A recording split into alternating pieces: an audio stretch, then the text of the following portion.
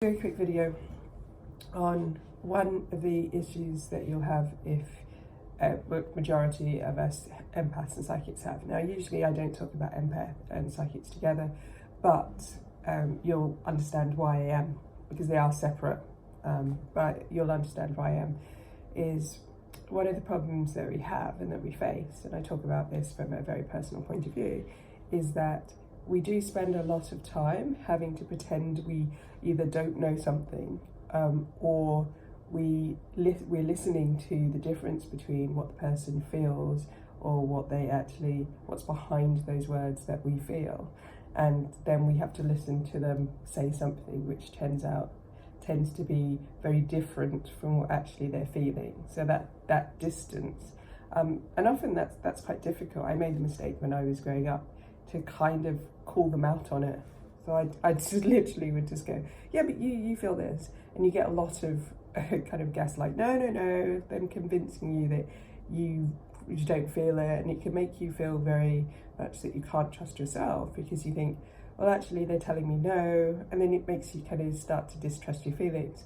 And you'll know this, not just when you're talking directly to them, it can be when they've sent you a text. You can feel that through technology, and you kind of like, they say one thing on text, even if it's just hello, and you know there's deeper meaning behind it, and it's really difficult to then respond to just that message. But the one thing that you have to learn to do, and I've had to learn to do, is to just respond to what they actually do versus the kind of more feminine kind of the non-physical communication that's out there, that you're understanding their feelings and all of these things.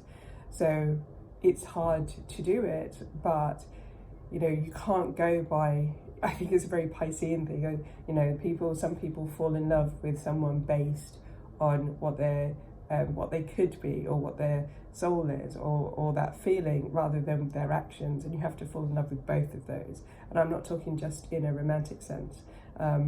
It's with your friends too, and the people there. And the closer they are to you, friends or lovers, the harder it is to kind of bite your tongue. But at the same time, it never leads you down good paths when you're trying to push people to be aware of their own feelings.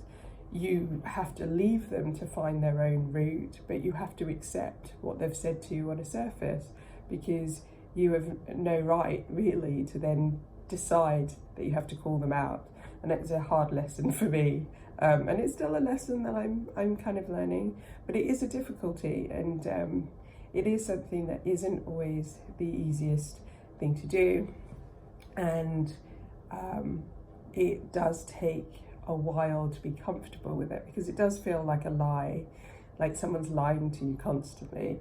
But they might not be aware of that. They might not be aware of those feelings. They might also be very protective of that. It's very hard nowadays, I think, to be as honest as we might want to be, because you don't know how someone's going to react to that. And we have to allow people to be ready to say what they want to say when they want to say it. We can't force them to, and we can't also take that information and then decide that they have to face it when we've decided they've got to.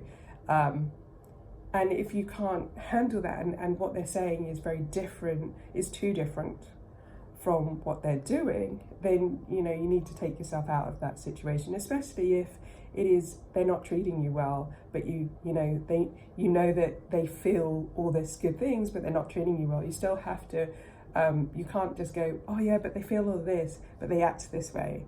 You can't do that. You have to actually go, no, that's not working for me. And you can explain that to them. You can say, like, I don't think that you're treating me in the way that I expected to, and I do feel this, that you feel a bit more, but you have to take what they say. And I think that's really important, and it's a lesson we all have to learn at some point, as an empath and a psychic. And that's the reason why I put them in. I usually keep them very separate, but the reason why I put them in the same category, because they are very much sensitivities to energy, a sensitivity to your environment. So empath is a sensitivity to your environment, psychic is sensitivity to energy, and they're actually very similar. They do overlap in some ways, but an empath, you know, you're pretty much born an empath, and one of your life lessons is to learn boundaries.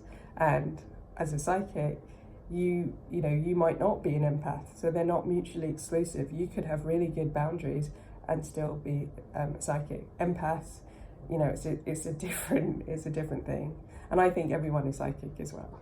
Not everyone's an empath, but everyone has the ability to be intuitive, to be psychic. All of these things, we're born with it. So that's the reason why I put them in both today, even though most of the time I'm on a rant about empaths. I'm one, so I really should, but I'm more on a rant about the way that the word empath is used, because it was very fashionable a while ago. So that's the only reason why I've got empath and psychic in the same video. Anyway, I'd be really interested to hear your views on this subject. I wonder whether, you know, it is something that people do believe they should be saying. So drop a note on how you feel, what your experiences are. So please comment below.